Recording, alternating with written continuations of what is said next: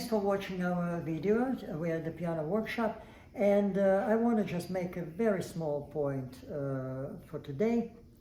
When we play the piano, as you see, we're moving the keys up and down. And what's happened when we play the piano?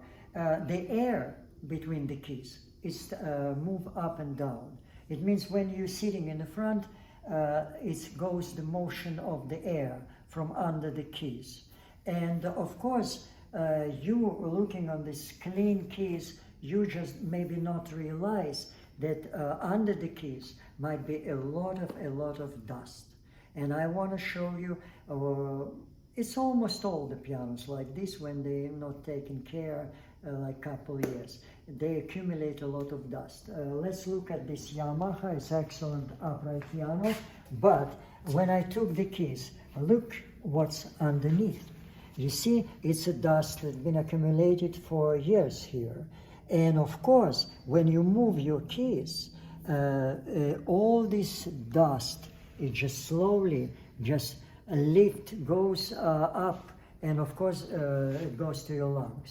And you have to take care of these conditions of your piano, I mean dust-wise. I used to remember when I worked for one company, we did it twice a year. We lift the keys, vacuum inside, and sometimes we put clean all this stuff, put antiseptic, and that was the policy to do it. My point is, not forget about this.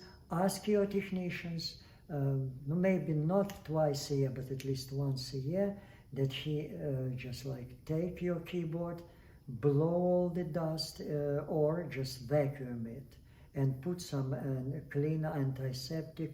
And meanwhile, he can just adjust certain parts, regulate it, put a lubrication, and be aware that you just like taking care about these ones.